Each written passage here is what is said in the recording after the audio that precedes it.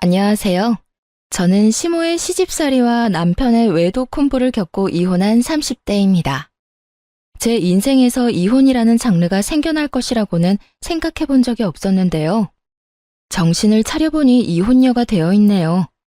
그 과정은 아픔도 있었지만 후회 없이 시원하게 할 말은 한 것 같습니다. 이혼 후에 제 할 일 잘하면서 행복하게 살고 있네요. 사람 앞날 아무도 모른다더니 그 말이 딱 맞는 것 같아요. 남편을 처음 만났을 땐 제가 그 사람과 결혼을 하게 될 줄도 이혼을 할 거란 것도 몰랐으니까요. 남편과 처음 만난 곳은 제가 일을 하고 있던 가게였어요. 저는 작은 베이커리 가게에서 노하우를 배우며 일을 하고 있었어요. 남편은 그곳의 단골 손님이었어요. 하루가 멀다고 가게에 오는 남편과 자연스럽게 얼굴을 익히게 되었고 반갑게 인사 정도 나누게 되었죠. 그러다 제가 개업을 하며 가게를 그만두게 되었어요. 더 이상 그 사람을 보지 못하겠구나 했는데 어느 날부터 제가 개업한 가게로 찾아오기 시작했어요. 그런 그의 행동을 보며 어렴풋이 제게 관심이 있음을 느꼈어요. 얼마 후 남편이 고백을 했고 연애와 결혼으로 이어졌어요. 결혼을 준비할 당시 남편은 누구나 들으면 알만한 대기업을 다니고 있었는데 시모는 그 아들을 무척이나 자랑스러워했어요. 그리고 대기업에 다니고 있는 잘난 아들과 작은 가게를 하는 제가 어울리지 않는다고 생각하는 것 같았어요. 매출부터 가게 평수 등 여러 가지를 자세히 묻고 난 후 굳어버린 표정을 보는데 모를래야 모를 수가 없었죠. 그런 상황을 겪고 나니 그 사람을 사랑하지만 결혼을 하는 것이 맞는지 고민이 되기 시작했어요. 결혼을 밀어붙이는 그 사람 때문에 마지못해 결혼을 허락하는 시모의 결정이 마음에 걸렸어요. 있잖아, 이 결혼 생각 좀 더 해봐야 할 것 같아. 뭐? 왜? 혹시 우리 엄마 때문에? 솔직히 말하면 맞아. 어머님이 나 탐탁치 않아 하시는 것 같은데 아무리 자기를 사랑해도 그런 결혼은 하고 싶지 않아. 나도 내가 하는 일에 자부심이 있는 사람인데 어머님은 그런 내가 자기한테 한참 모자란다고만 생각하시니 앞으로 이어질 일들이 너무 걱정돼. 아니야, 자기야. 물론 자기 말대로 우리 엄마가 처음에 좀 부족하다고 생각했던 건 맞는데 내가 자기에 대해 잘 이야기했더니 좋게 다시 생각하는 듯 했어. 내가 그런 일로 자기는 마음 상하는 일 없도록 할게. 그러니까 우리 엄마 생각은 하지 말고 나만 믿고 결혼해. 자기 마음은 잘 알겠는데 그래도 생각 좀 해볼게. 생각을 좀 해보자는 저의 말에 남편은 더 적극적으로 구애를 했고 그 애틋한 마음을 믿고 결혼까지 하게 되었습니다. 고민을 하긴 했지만 결혼을 하고 보니 남편과 함께하는 생활이 만족스러웠습니다. 이래서 다들 결혼을 하는구나 하는 생각이 들 정도로 행복했죠. 하지만 기쁨도 잠시 시모와 문제가 생기기 시작했어요. 결혼 초반에 남편의 앞에서는 다정했던 분이 남편이 없는 곳에선 저를 알게 모르게 무시하기 시작하더군요.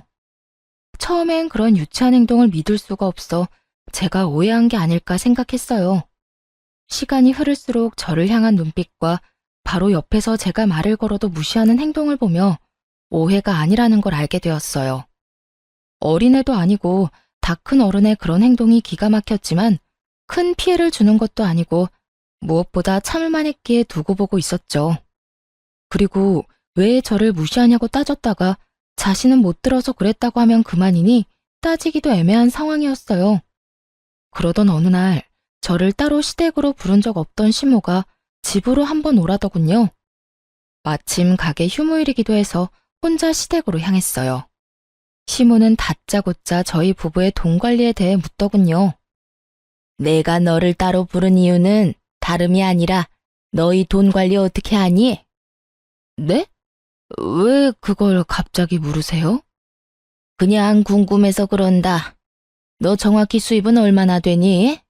매출 말고 이것저것 다 제하고 남는 순이익 말이다. 적금은 들고 있니? 생활비는 얼마나 쓰니?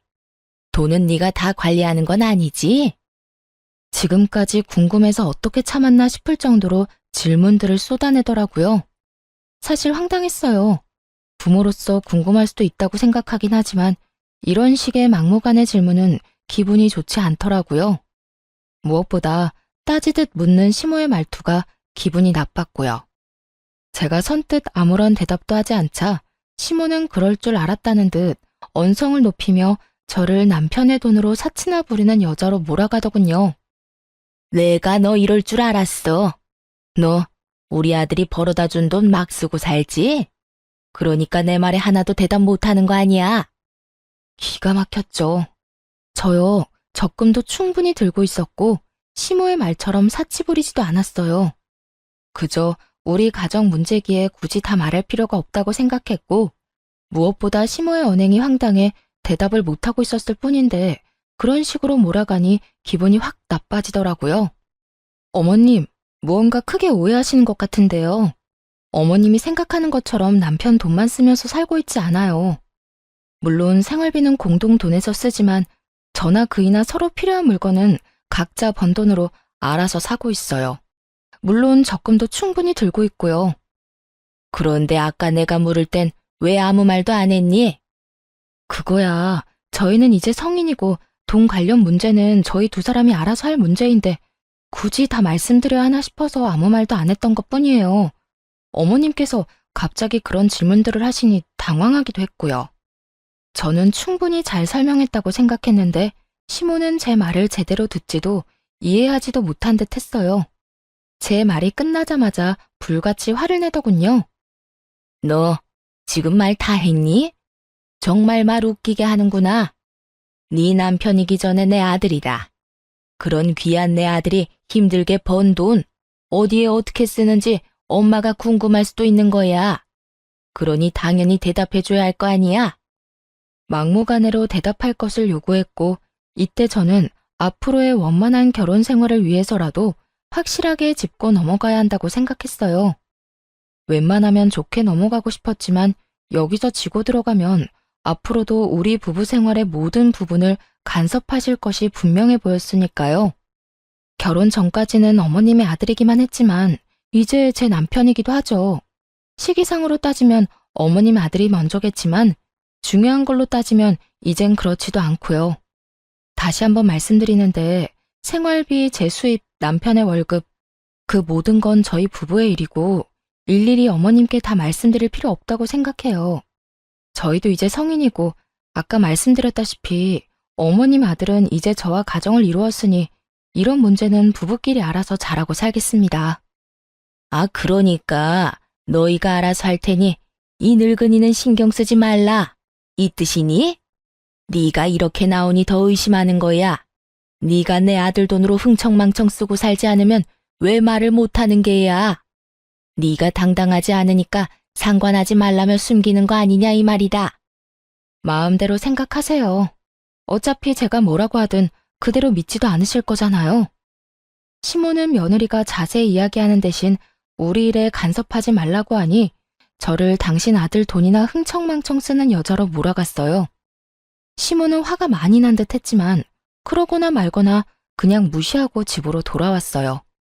저 역시 화가 많이 난 것은 마찬가지였으니까요. 결혼할 당시 양가에서 받은 도움도 없었고 그렇다고 남편보다 부족하게 결혼 준비를 한 것도 아니었어요. 그런데 시모는 저희 결혼에 자신이 아주 큰 도움을 주었으며 저는 맨몸으로 시집와 남편 돈이나 탐하는 사람으로 대하고 있었죠. 저희 부부의 돈 관리에 대해 알고자 하는 그 마음이 이해가 되지 않았어요. 그날 밤 저 혼자 해결할 수 있는 문제가 아니라고 생각하고 남편에게 그날의 일을 모두 알렸어요. 여보, 어머님이 오늘 나를 집으로 따로 부르시더니 내 수입부터 시작해서 우리 돈 관리는 어떻게 하고 있는지 물으셨어. 내가 너무 당황해서 아무 대답도 못하고 있으니까 나보고 뭐라고 하신 줄 알아? 당신이 벌어다 준 돈 흥청망청 쓰고 있는 거 아니냐고 오해하고 버럭 화를 내시더라니까. 그래? 별일도 아닌데 그냥 대답 좀 해주지 그랬어. 괜히 엄마 기분만 상하게 만든 거 아니야? 당신 말대로 별거 아닌 문제일 수도 있지만 별거인 문제가 될 수도 있어. 엄연히 우리 가정일인데 어머님 기분 상할까봐 일일이 다 보고하면서 간섭받으면서 살 거야? 지금 이 상황 당신이 생각하는 것만큼 간단한 문제가 아니라고. 나는 모르겠으니까 당신이 알아서 해. 당신이랑 엄마 사이에서 귀찮아지는 거 딱 질색이야. 그러니까 당신이 알아서 하고 나한테는 아무 말 하지 마. 남편은 알아서 하라며 이 일에서 슬그머니 발을 빼버리더군요. 해결은 못해줄 망정 피하려고만 하는 남편을 보며 자신이 당해보지 않아 저런 식으로 행동할 수도 있겠다 싶었어요. 그래서 친정엄마께는 죄송하지만 모든 사실을 알려드리며 도움을 청했어요. 며칠 뒤 엄마는 저녁 식사를 하자며 저희를 부르셨죠. 그리곤 준비하신 말을 꺼내놓으셨어요. 저기, 우리 사위는 연봉이 얼마나 되나? 뭐 대기업 연봉이 높으니 우리 딸 굶기지는 않을 만큼 버는 건 알긴 하지만 요즘 워낙 경기가 좋지 않아 내가 걱정이야. 희망퇴직 이런 거 하라고는 안 해? 그리고 혹시 돈 관리는 누가 하는지도 물어봐도 될까? 아니, 혹시 우리 딸이 생활비 눈치 보고 사는 건 아닌가 걱정이 돼서 말이야. 엄마는 시모가 내게 그랬던 것처럼 돈에 관한 질문을 했어요. 남편은 그런 엄마의 끝없는 물음에 크게 당황하는가 싶더니 주섬주섬 대답을 하더군요. 그렇게 불편한 저녁 식사 시간이 끝나고 남편은 그런 간섭이 상대방에게 얼마나 무례하고 곤란한 일인지 뒤늦게 깨달은 듯 했어요. 집으로 돌아오자마자 시모에게 전화를 걸었으니까요. 엄마, 앞으로 집사람한테 생활비 수입같이 돈 관련 이야기는 묻지 마. 갑자기 그 이야기는 왜 꺼내? 무슨 일이 있었니? 왜 이러긴. 진작 말해야지 했는데 오늘에서야 이야기하는 것뿐이야. 엄마는 그저 궁금해서 물어봤을지 몰라도 듣는 사람은 얼마나 기분 나쁘고 곤란하겠어? 그냥 궁금해서 그랬지. 우리 아들이 얼마나 버는지, 우리 며느리 가게는 어떤지 하고. 엄마가 궁금해하는 걸 이해 못하는 건 아닌데 입장 바꿔서 장모님이 나한테 그런 식으로 일일이 간섭한다고 생각해봐. 그러니까 앞으로는 그런 건 묻지도 궁금해하지도 말아요. 우리가 알아서 다 잘하고 있으니까.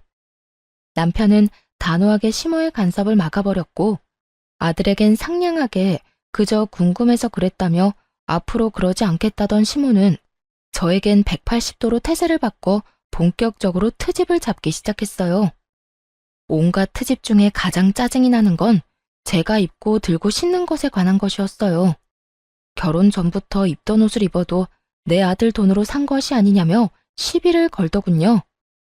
예, 그거 못 보던 옷인데 혹시 우리 아들 돈으로 산 옷이니?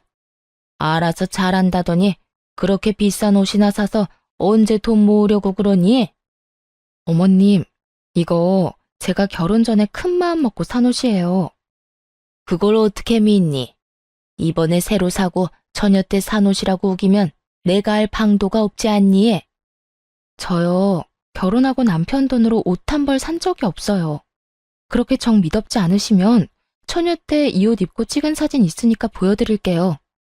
그것도 못 믿으시겠으면 어머님 아들한테 물어보시고요. 궁금해하길래 대답해준 것뿐인데 이런 제 대답에 혀끝을 차며 버르장머리를 운운하기 시작했어요. 이것 봐라. 어쩌면 저렇게 말대꾸를 쫑알쫑알 해대는 건지. 하여튼 요즘 것들은 이렇게 버르장머리가 없다니까. 아니, 네가 좀 특출나게 그런 거니? 어른 말에 한마디도 안 치고 말 대답하는 거 말이다. 어떻게 넌 내 말에 그냥 네라고 대답하고 넘어가는 일이 없어? 그거야 어머님이 제가 네 하고 대답하도록 말씀하시지 않잖아요. 걸어오는 말들이 대답이 필요한 것들인데 제가 기계도 아니고 앞뒤 맞지 않게 네네만 할 수는 없잖아요. 그냥 고분고분하게 대답만 하길 원하시면 그런 질문을 해주세요. 그러면 저도 편하고 좋죠? 이후에도 시모는 저를 괴롭히고 싶어 안달이 난 사람처럼 행동했고 저 역시 피하지 않고 맞섰죠. 제가 아무리 할 말은 참지 않고 한다고 한들 기분이 나쁘고 정신적으로 많이 피곤하더라고요. 그래서 전 자연스럽게 시모의 연락을 피하게 되었죠. 그러던 사이 오래 기다렸던 남편의 진급이 결정되었어요. 그 소식을 들은 시모가 가게로 찾아와 잘난 아들 유세를 하기 시작하더군요. 너 소식 들었지? 우리 아들이 이렇게나 대단하다. 이게 다 내가 똑똑한 아들 떡하니 낳아서 뒷바라지를 워낙 똑소리 나게 잘했기 때문 아니겠니? 넌 우리 아들한테도 잘해야겠지만 나한테도 잘해야 한다. 나 아니었음 네가 어딜 가서 저런 남편 만났겠니? 시모는 남편의 진급이 모두 자신의 덕이라며 듣고 싶지 않은 본인 자랑, 아들 자랑을 한참 늘어놓더군요. 그리고 시모의 입에서 기가 막힌 이야기가 흘러나오기 시작했어요. 그래서 하는 말인데 앞으로 너희 생활비 빼고는 나한테 다 주거라. 진급도 했으니 연봉도 올라갈 텐데 그 돈을 너희가 관리해서 제대로 모으기나 하겠니? 내가 내 용돈 조금 빼고 다 모아줄 테니 당장 다음 달부터 그렇게 해. 용돈만 좀 달라고 해도 시모 하는 꼴이 기가 막혀주기 싫은데 아예 생활비를 빼고 나머지 돈을 당당하게 내놓으라니요. 너무 당당하게 저딴 말을 하는 모습을 보니 황당하더라고요. 이 일을 남편에게 말해봤자 소용이 없겠다는 생각이 들었어요. 말해봤자 뭐 하겠어요. 작은 문제도 귀찮다고 저에게 다 미루는 사람인데 이번 상황이라고 뭐가 다를까 싶었으니까요. 빠르게 머릿속이 정리되어 갔고 이 상황을 제가 해결하기로 했죠. 그러니까 어머님 말씀은 제가 돈 관리를 똑바로 못할까봐 돈을 맡기라는 뜻이네요. 그래, 그거지. 이제야 네가 말이 좀 통하는구나. 그런 문제라면 친정에 맡길게요. 아시겠지만 저희 부모님 두 분 다 오랫동안 은행에 계시다가 퇴직하셔서 자산 관리는 전문가 뺨치게 잘하세요. 투자 쪽도 꽤 잘 아시고요. 당장 다음 달, 아니, 당장 이번 달부터 친정에 다 맡겨야겠어요. 이런 생각은 하지도 못했는데 감사해요. 저는 밝게 웃으며 시모에게 감사 인사까지 전했고 이런 제 말에 노발대발하기 시작했습니다. 너 지금 그 말 진심이니?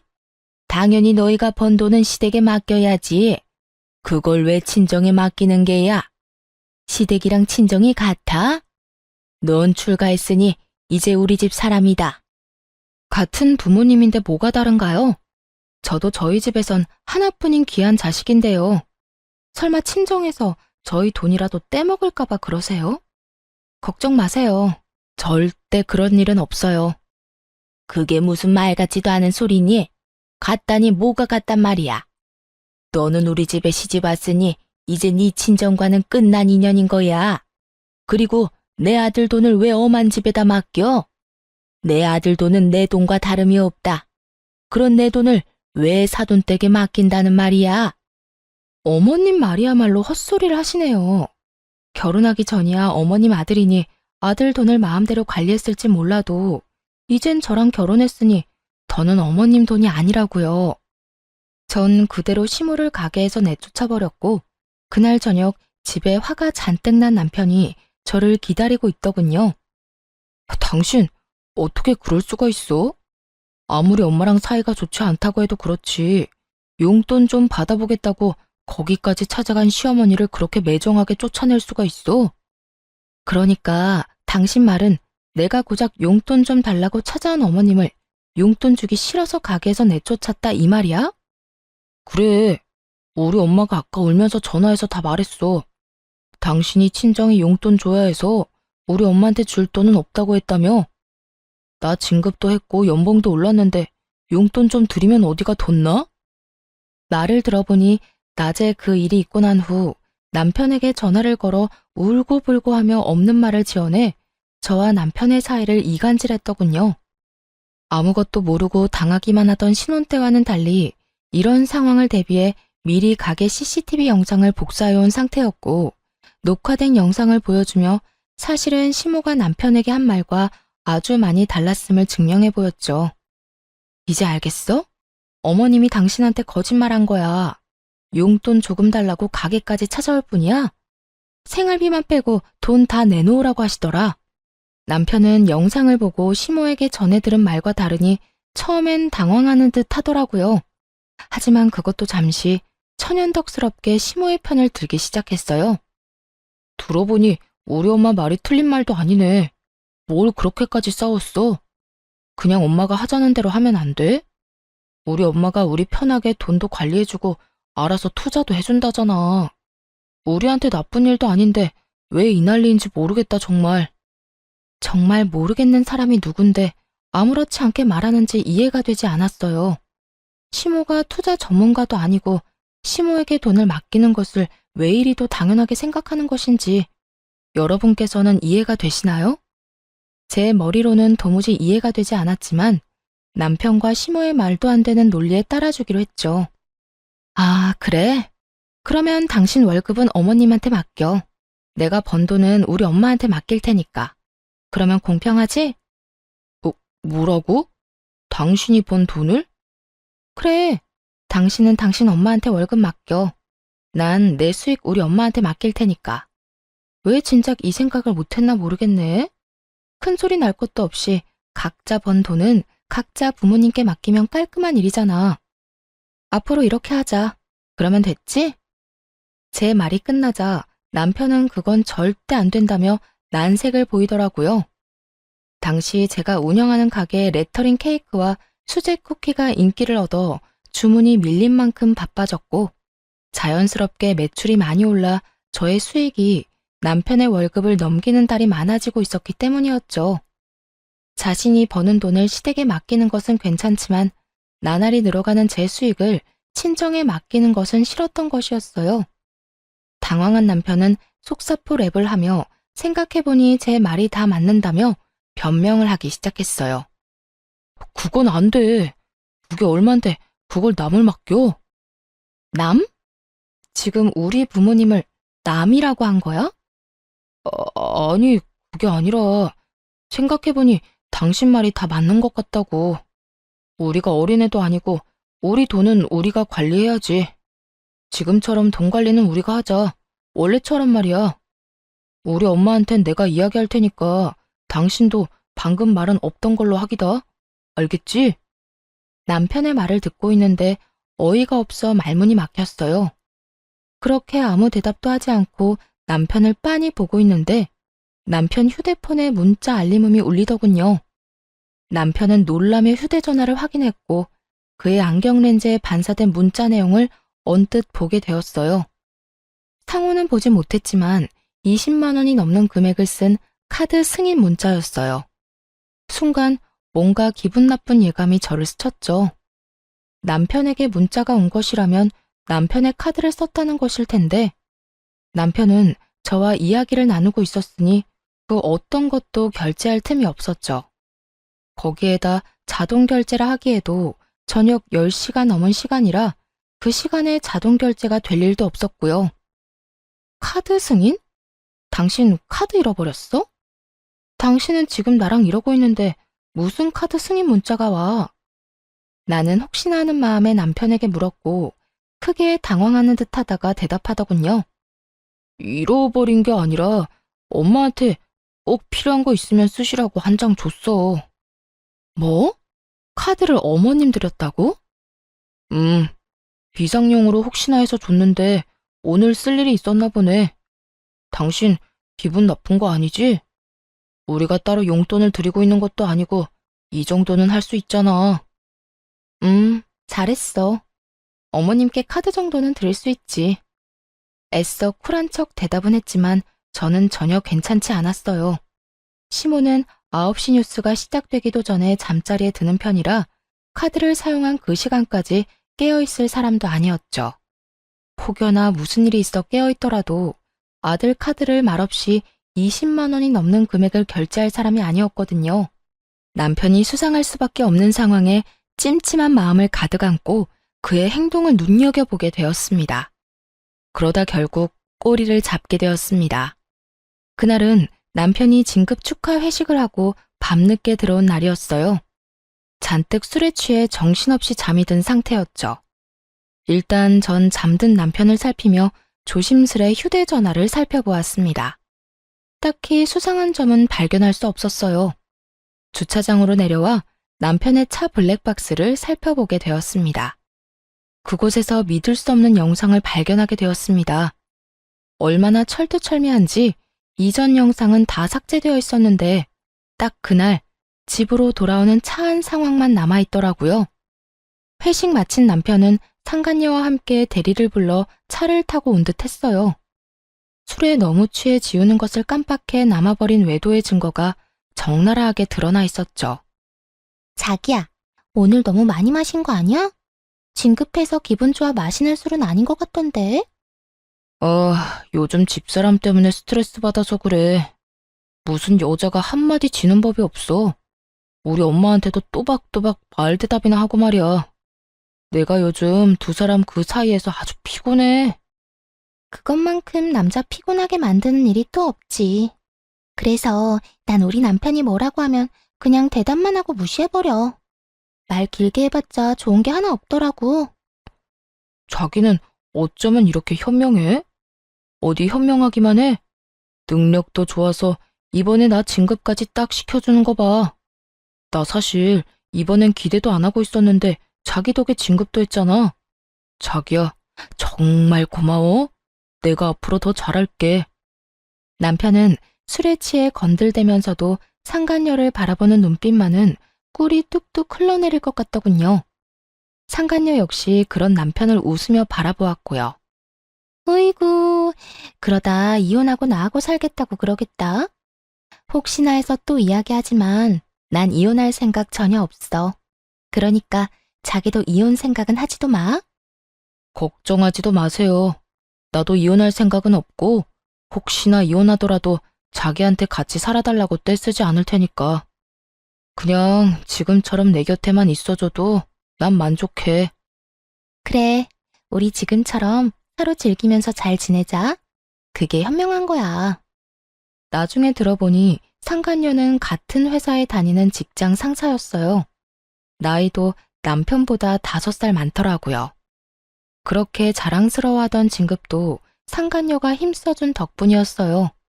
상간녀도 유부녀로 두 사람은 이혼 생각은 전혀 없이 그저 그 관계를 유지하며 즐기는 사이였어요. 영상을 보는데 큰 벽돌이 뒤통수를 내리 찍는 것 같은 충격이 느껴졌습니다. 남편을 의심하며 지내는 며칠 동안 어쩌면 외도라는 최악의 상황을 각오하긴 했지만 그 장면을 제 두 눈으로 보고 듣는 것은 예상보다 더 충격적이었어요. 그때까지만 해도 남편에 대한 사랑하는 마음이 남아있었기에 배신감에 손이 떨리고 하염없이 눈물이 흐르기 시작했습니다. 남편의 외도 사실을 알게 된 저는 이혼을 결심하게 되었고 우리가 함께했던 신혼집에서의 제 짐도 정리하기 시작했습니다. 두 사람을 한 번에 묶어서 보내버릴 그날을 준비했습니다. 결전의 그날, 전 제 옷 중에 가장 화려하고 예쁜 옷을 입고 어려 보이게 화장도 하고 남편 회사로 향했어요. 점심시간으로 붐비는 회사 로비에서 두 사람을 기다렸죠. 멀리서 상간녀가 걸어 나오더라고요.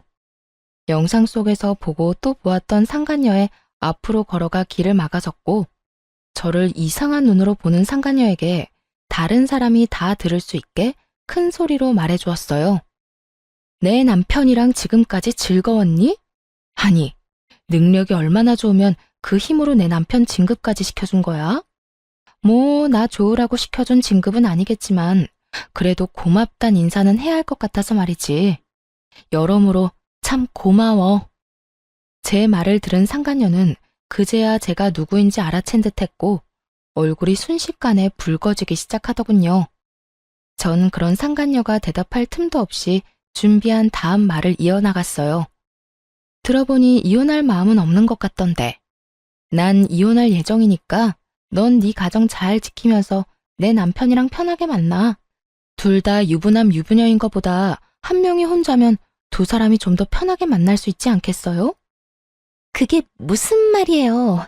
사람 착각한 모양인데 난 당신 남편이 누군지도 모르고 불륜이나 저지르는 그런 파렴치한 사람 아닙니다. 남의 회사 와서 소란이나 피우고 무슨 짓이에요? 죄 없는 사람 잡지 말고 똑바로 알아보세요. 당황해하는 표정을 숨기지도 못하면서도 뻔뻔하게 사람을 잘못 봤다며 발뺌을 하더라고요. 그 순간 상간녀의 휴대전화기가 울리기 시작하고 멀리서 휴대전화를 얼굴에 대고 해맑게 걸어오는 남편을 발견했죠. 저는 직감적으로 남편의 전화 상대가 상간녀임을 알아차렸고 상간녀의 손에서 요란하게 울고 있는 휴대전화를 낚아채 전화를 받았어요. 자기 어디야? 밥 먹으러 갔어? 어딘지 알려주면 나도 그리로 갈게. 우연인 척하고 같이 먹으면 되잖아. 그때까지도 제발 아니길 바랬지만 역시나 그 전화는 남편의 전화였고 아무것도 모르는 남편의 목소리는 참 해맑더군요. 전 그런 남편을 향해 손을 흔들며 큰 소리로 이렇게 말해주었어요. 네 자기 여기 있어. 멀리서 찾지 말고 이리로 와. 나랑 이야기 나눈다고 아직 식당은 못 갔거든.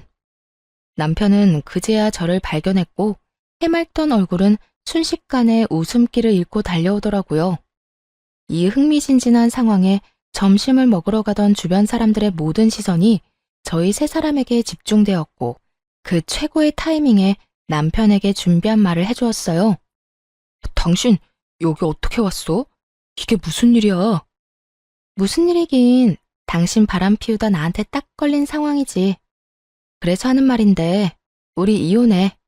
나는 당신 같은 인간이랑 더는 살고 싶지 않아서 말이야. 바람이라니? 아니야, 오해라고. 일단 내 이야기 좀 들어봐. 이런 식으로 이혼하자고 하는 법이 어딨어. 그것도 사실도 아닌 일로 오해해서 말이야. 오해? 오해 좋아한다. 이걸 보고도 어디 당신들 입에서 오해라는 말이 나오는지 보자.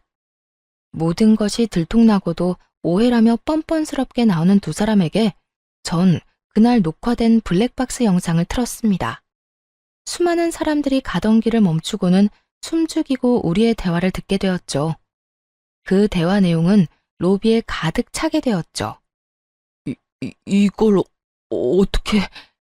여보, 나 바람 피운 건 맞는데 당신이랑 이혼할 생각은 없어. 여기 내 회사야. 여기서 이러면 나랑 이 사람이랑 앞으로 회사 생활 어떻게 하라고. 우리 일단 여기서 나가서 이야기하자. 어? 그래요. 일단 나가서 이야기해요. 나가서 제가 무릎을 꿇고 빌든 뭘 하든 하라는 대로 다 할 테니까 일단 나가서 이야기하자고요. 야, 너희들 진짜 웃긴다. 너희가 이혼할 생각이 없으면 나는 이혼도 하면 안 돼? 양심이라는 게 없니? 그리고 내가 어디에서 무슨 말을 하든 그건 내 마음이고 난 내 뜻대로 할 거야. 내가 지금 이 상황에 너희 두 사람 회사 생활까지 걱정해주면서 말 가려하게 생긴 것 같아? 손댈 가치도 없어 보여서 좋은 말로 해주니까 내가 만만해? 저는 악다구니를 쓰며 두 사람을 향해 소리를 질러버렸고 두 사람은 아무 말도 못하고 고개만 푹 숙이고 있었어요. 저희 목소리에 사람들은 점점 더 모이기 시작했고 남편은 저라도 붙잡아야겠다는 생각이 들었는지 매달리기 시작했어요. 여보, 내가 정말 잘못했어. 잠시 어떻게 됐었나 봐. 그런 짓을 하면 안 되는 거였는데. 회사 일로 이런저런 일 상의하다 보니까 그렇게 됐어. 앞으로 다신 이런 일 없도록 할 테니까 한 번만 나 용서해주라. 내가 당신 없이 어떻게 살아. 나 당신 여전히 사랑해. 어떻게 살긴 능력 좋고 현명한 저 여자랑 즐기면서 잘 살면 되지. 어찌되었든 난 내 할 말 다 끝났어. 더 할 말 있으면 법원에서 판사님한테 말해. 그렇게 뒤돌아 나오는데 상간녀가 무릎을 꿇고 빌기 시작하더라고요. 저기요. 제가 정말 죄송합니다. 남편분과는 다시는 만나지 않겠습니다. 제가 이렇게 빌 테니까 제발 제 남편에게만 알리지 말아주세요. 저 정말 이혼만은 절대 하고 싶지 않아요. 정말 웃기지 않나요? 자기 가정은 그렇게 소중하다는 사람이 남의 가정은 이렇게 망쳐놓고 이제 와서 미안하다는 말로 사과라뇨. 상간녀는 바닥에 머리를 숙이며 저에게 울고불고 하며 매달렸고 전 그런 상간녀를 내려다보며 말해줬어요. 와, 이거 진짜 웃긴 년일세. 남의 가정은 이딴 식으로 다 망가뜨려 놓고 네 가정은 행복하길 바래? 그렇게 네 가정이 소중했으면 애초에 이런 짓을 하지 말았어야지.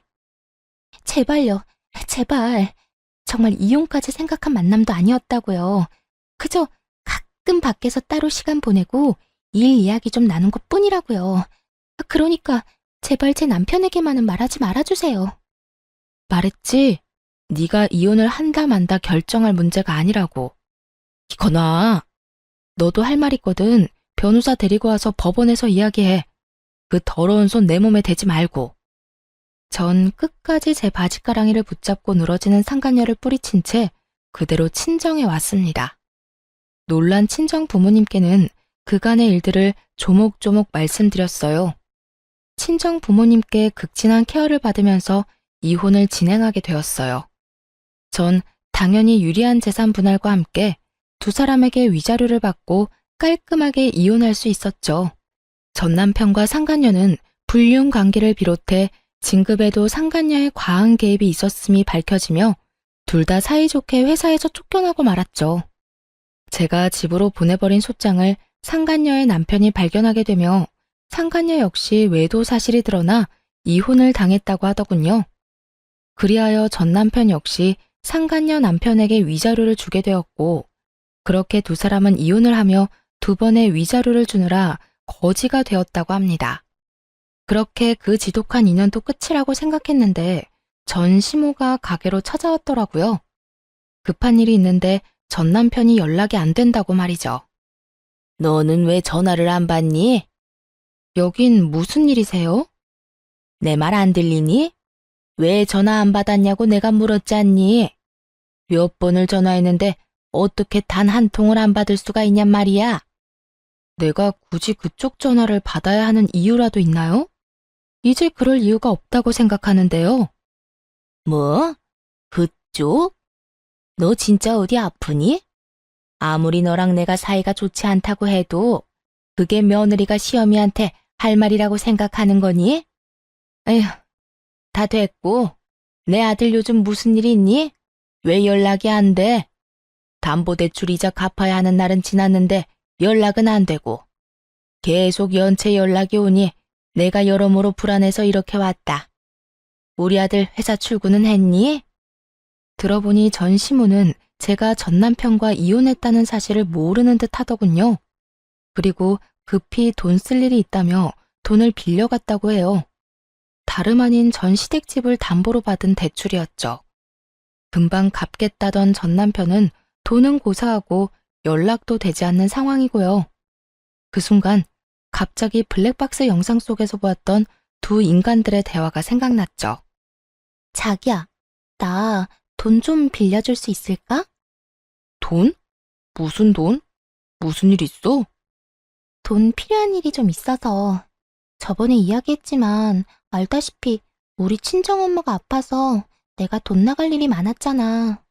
우리 남편은 내 돈으로 친정 뒷바라지 하는 건 꿈에도 모르니까 이때까지 모은 돈 얼마나 되냐고 묻더라고. 모은 돈이 하나도 없다는 말이 안 나와서 대충 얼버무리긴 했는데 아무래도 조만간 통장 보자고 할 것 같아서. 그래? 그러면 일단 내가 좀 알아볼게. 나도 당장은 돈이 없고 우리 엄마한테 물어보고 빌려줄게. 정말? 자기 최고다 진짜. 내가 이자까지 쳐서 꼭 갚을게. 금방 갚겠다던 그 돈은 결국 받지 못한 모양이더군요. 그럴 수밖에 없는 상황이기도 했겠죠.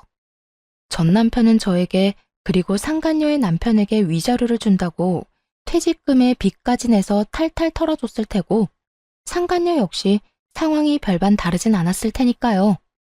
전 시모는 생각에 잠긴 제 어깨를 툭툭 치더니 준비한 말을 하기 시작했어요. 예, 무슨 생각을 그렇게 하는 거야? 너 돈 좀 있지? 일단 나 돈 좀 보내다오. 일단 연체된 돈부터 빨리 넣어줘야지. 하루가 멀다고 연락이 오는데 사람 피 말라 죽을 지경이다. 아무것도 모르는 전 시모는 아주 당당하게 당신 아들이 빌려간 돈을 제게 달라고 했어요.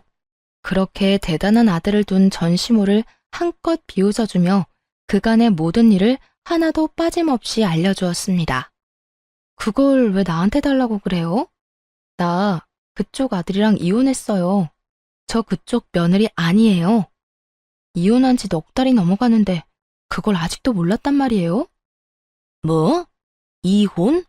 너희가 왜 이혼을 해? 왜 이혼하기는요. 그쪽 그 잘난 아들이 회사에서 유부녀랑 바람이 났지 뭐예요. 대기업 그렇게 노래를 하더니 결국 대기업 다니는 여자 만났으니 아줌마한테는 좋은 일이겠네요. 너 무슨 말을 그렇게 하니? 그리고 아무리 이혼을 했다고 해도 한때는 시어머니였던 사람한테 그쪽 아줌마는 너무하지 않니? 네가 한 번을 안 지고 따박따박 따지고 드니까 내 아들이 바람이 나지. 내 아들 탓할 거 하나 없다. 다 네가 이렇게 되바라져서 그런 거야. 전 시모는 이 와중에도 부끄러운 줄도 모르고 잘난 아들 감싸느라 정신이 없더군요. 그 눈물겨운 모성애 앞에 전 아직 말하지 않은 사실을 알려주었죠. 아, 그래요? 그러면 그런 걸로 치고 아줌마 대출 받았다고 했죠. 아마 그 대출금 못 갚아줄 거예요. 아줌마 아들 부정진급에 불륜까지 저질러서 회사에서 잘리고 이혼 위자료에 상간남 위자료까지 주느라 빚쟁이 됐을 거거든요. 그러니까 그 집 팔고 얼른 대출금부터 갚으세요. 아들 기다려봤자 연락 안 올 거라고요. 아, 그리고 아줌마한테 빌려간 그 돈 상간녀한테 빌려줬어요. 그 여자도 지금 빚쟁이 신세고요. 뭐야? 내 아들이 회사에 잘리고 빚쟁이가 됐다고? 그것도 모자란 내 돈을 그 여자한테 줬단 말이야? 네, 안타깝지만 다 사실이에요. 당장 아들한테 연락해서 물어보라고 하고 싶은데 보아하니 그 잘난 아들도 연락이 안 되는 것 같네요. 못 믿겠으면 회사에 연락해보든가요. 그럴 리가 없어. 똑똑한 우리 아들이 그런 멍청한 일을 할 리가 없잖아. 두 사람 증거 아직 제 휴대전화에 있는데 보여드려요? 그래야 조용히 내 가게에서 나간다고 하면 보여주고요. 화가 머리끝까지 난 전시무는 드라마에 나오는 회장님처럼 목덜미를 잡고 뒤로 넘어간 듯 하더니 저를 노려보며 가게에서 난동을 피우기 시작하더라고요. 뭐야? 인연이? 이게 다 너 때문이다. 내 아들이 하필 너 같은 거랑 결혼해서 그렇게 된 거야. 불쌍한 내 아들 가여워서 어쩌노. 내 아들뿐인 줄 알아? 한평생 살아온 내 집은 어떻게 할 거야? 그게 왜 내 탓이에요. 생사람 잡지 말고 당장 여기서 나가세요. 여기까지만 하고 나가면 내가 마지막으로 한 번은 참겠지만 지금 나가지 않으면 진짜 가만 안 있어요. 그렇게 마지막 기회를 줬지만 전 시모의 귀에는 들리지 않는 듯 했어요. 온갖 욕을 하며 제가 정성 들여 만든 쿠키와 케이크를 다 쓸어버리는가 싶더니 테이블과 의자까지 넘어뜨리더군요. 거기에다 예약을 받아 곱게 포장해 놓은 케이크까지 다 바닥으로 떨어뜨려 엉망이 되어 버렸고요. 독한 년, 네가 그렇게 지독하게 구니 우리 착한 아들이 기가 눌려서 오만 여자한테 눈길을 준 거 아니냐 이 말이다. 내 아들을 그 꼴로 만들어 놓고 넌 이렇게 잘 먹고 잘 살려고 했어? 그렇게는 못 두지. 내가 그 꼴을 보고만 있을 것 같아? 정신 좀 차리세요. 아줌마 아들이 바람을 피운 건 나 때문이 아니라 아줌마 아들이 그런 인간이라 일어난 일이에요. 회사에서 잘린 것도 빚쟁이가 된 것도 다 아줌마 아들 탓이고 다 아들을 그따위로 키운 아줌마 탓이라고요. 전 이렇게 고함을 질러주며 전 시모를 끌어다 가게 밖으로 내쫓아버렸고 경찰에 신고를 해버렸죠. 예전의 관계를 생각하며 전 시모의 만행을 그냥 넘길 만큼 마음이 너그러운 사람이 아니었어요. 사실 전 시모와의 정은 쌓인 적도 없었지만요. 그렇게 전 경찰에게 가게에서 난동을 부린 모든 장면이 담긴 CCTV 녹화 파일을 넘겨드렸고 전 시모가 망가뜨린 제품을 비롯한 모든 것들을 청구해 다 받아냈죠. 전 시모는 제가 그렇게까지 나올 것이라 생각하지 못했는지 저에게 전화가 와서 화를 내긴 했지만 그대로 차단해버렸습니다. 그 이후 다시 연락을 한다거나 찾아오는 일은 없었어요. 시간이 지나 건너 들려오는 소문에는 전 남편과 상간녀는 빚쟁이가 되어 하루살이 신세를 면치 못하고 살아가고 있다고 했어요. 그렇게 그 소식을 마지막으로 지긋지긋한 전 남편 그리고 그 가족과의 인연의 끈도 끊어지게 되었습니다. 전 좀 더 좋은 곳으로 가게를 옮겼어요. 새로운 곳에서도 다행스럽게도 자리를 잘 잡고 잘 지내고 있어요.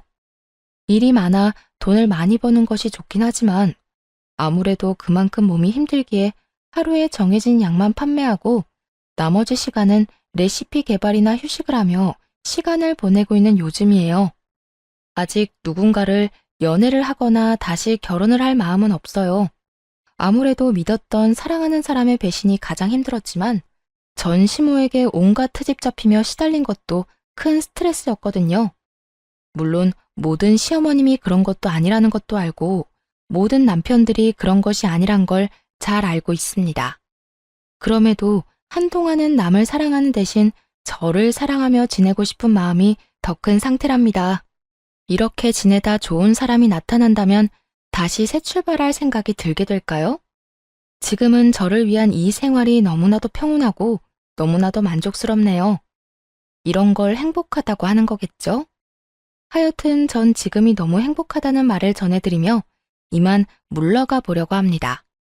긴 글 함께 해주셔서 감사하고 모두 행복하시길 진심으로 바랍니다.